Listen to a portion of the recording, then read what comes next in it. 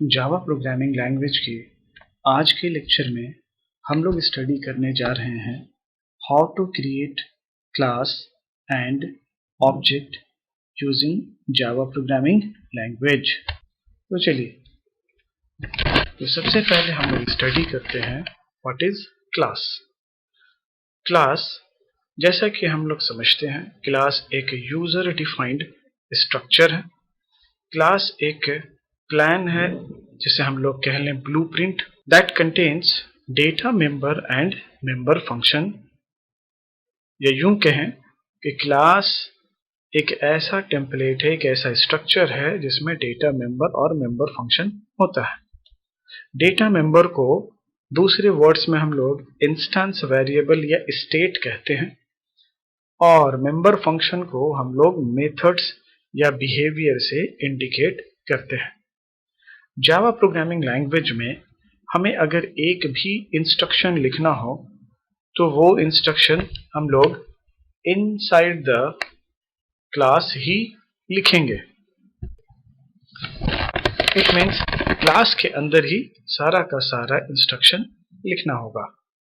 तो जावा की बिगिनिंग होती है क्लास डेफिनेशन से, या यूं कह लें कि क्लास कीवर्ड से ही हम जावा में क्लास को डिजाइन करते हैं। जैसे यहाँ पे कुछ एग्जांपल्स मैंने क्लास डायग्राम के थ्रू बनाया है। सबसे पहला क्लास डायग्राम, इसमें मैंने लिखा है class student, roll, name, address, contact, these are instance variable, insert record function, display record, search record, edit record, these are called behavior और methods। उसी तरीके से हम एक क्लास एम्प्लॉय भी डिजाइन करेंगे, जिसके प्रॉपर्टीज या एट्रीब्यूट्स कह लें ID, name, date of birth and salary, और उसके methods insert, display, search and edit. So these are the examples of classes using class diagram। कि अगर हम एक क्लास बनाते हैं तो उसे क्लास डायग्राम से हम ऐसे इंडिकेट कर सकते हैं। तो अब बात करते हैं what is object. Object is an instance of class.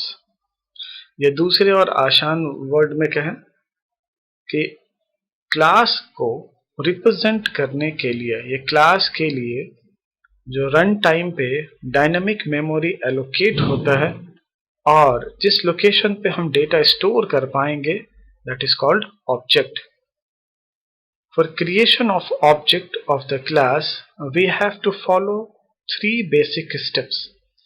हम कोई क्लास का अगर ऑब्जेक्ट बनाना हो तो हम 3 बहुत ही आसान से स्टेप्स को फॉलो करके ऑब्जेक्ट बना सकते हैं। जैसे स्टेप नंबर 1, सबसे पहला declare of reference variable, reference variable का डिक्लेरेशन।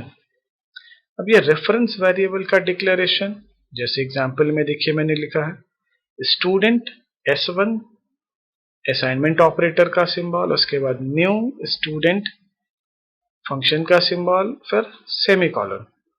यहाँ पे S1 जिसे हम रेफरेंस कहेंगे। अब काम क्या है? JVM allocate the space for the reference variable. Here name of reference variable is S1। चलिए डायग्राम से समझते हैं। Student, it is a name of class। S1, this is called only reference। अब ये रेफरेंस का काम क्या होता है कि जब ऑब्जेक्ट क्रिएट होगा तो उस ऑब्जेक्ट को पॉइंट करना, मतलब इसी रेफरेंस के थ्रू हम डायनामिक मेमोरी एलोकेशन से डेटा को एक्सेस कर पाएंगे। This is the philosophy inside the creation of object. तो S1 is the reference. Step number 2 पे आते हैं, creation of object.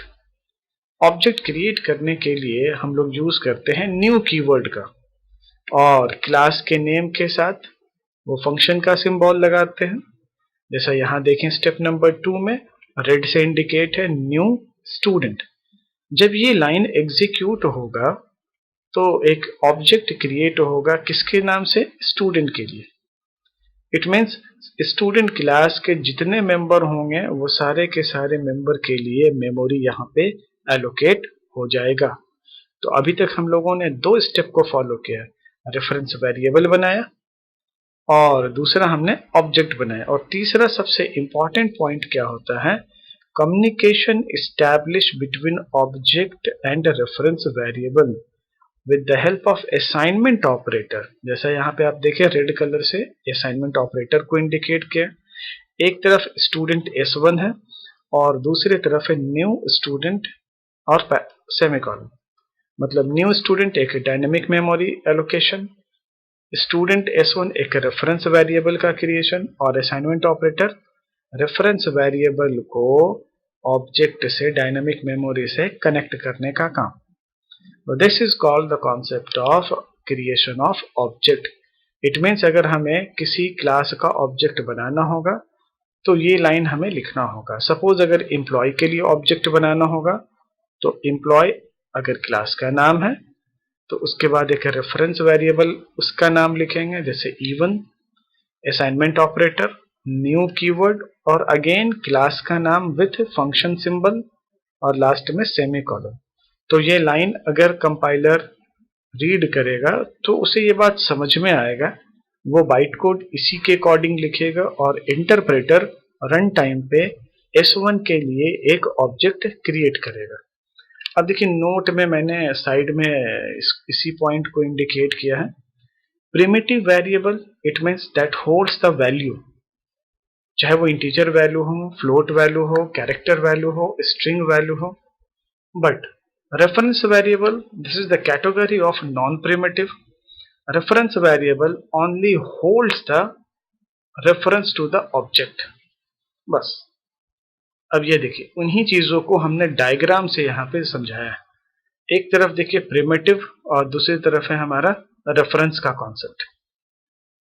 Primitive variable में देखिए इंटीजर n इक्वल टू 1 2 3 4 5 ऐसा कोई वैल्यू है, तो ये n एक प्रिमिटिव वेरिएबल है दैट कंटेन्स द वैल्यू।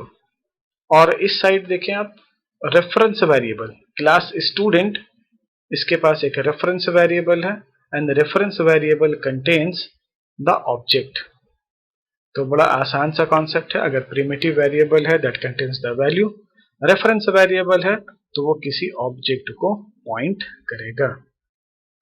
तो अब चलिए आगे चलते हैं और अब यहां से हम लोग कुछ जावा में प्रोग्राम को डिजाइन करेंगे। सबसे पहले क्लास को क्रिएट करेंगे, कंपाइल करेंगे, उसके बाद एक और क्लास बनाएंगे that is main class. Main class चूंकि कंपाइलेशन और एग्जीक्यूशन का काम होता है मेन से, तो मेन क्लास में पब्लिक स्टैटिक वॉइड मेन के अंदर में हम क्लास का ऑब्जेक्ट बनाएंगे और उसके मेंबर को एक्सेस करेंगे। तो चलिए चलते हैं कमांड मोड पे और उसके बाद टास्क को परफॉर्म करते हैं।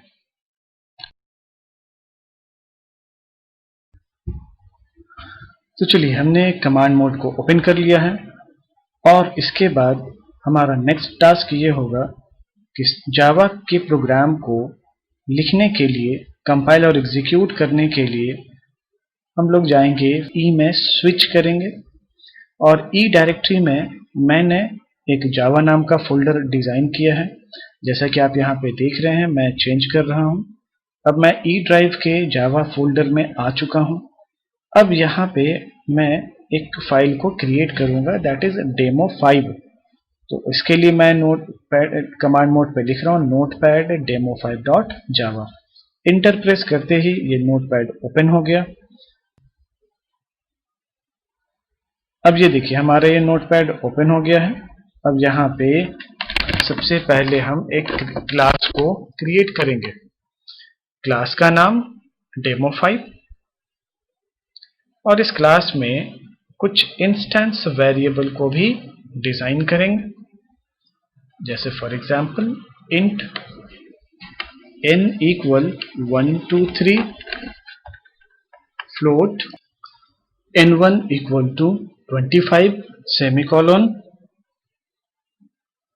उसके बाद double d1 equal to 25.5 semicolon, char indication of character that is ch, single inverted comma में कैपिटल ए सेमीकोलन। तो यहाँ पे मैंने 4 data member that is instance variable को डिजाइन किया।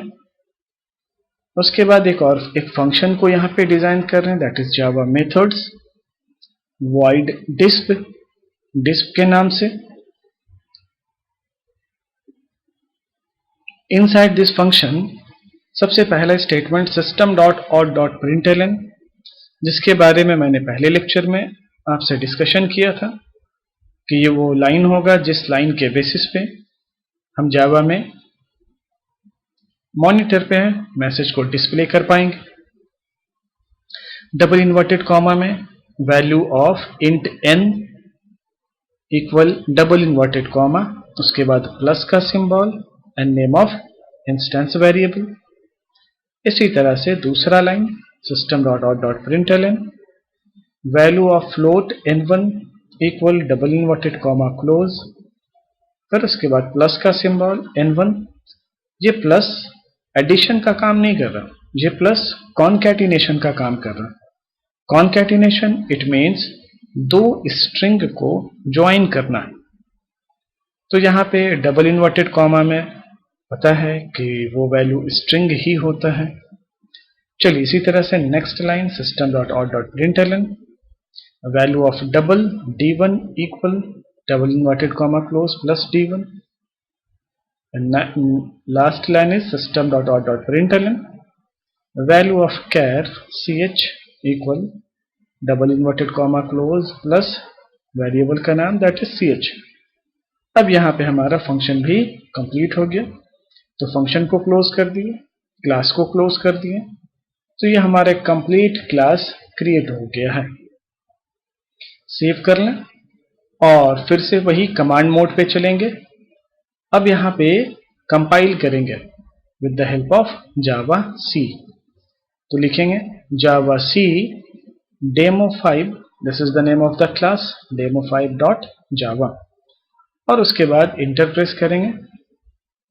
अब कंपाइलर इस टास्क को चेक करेगा, स्कैन करेगा, और अगर सक्सेसफुल हो गया तो बाइट कोड में कन्वर्ट कर देगा। तो हमारा ये प्रोग्राम पूरी तरह से सक्सेस हो गया।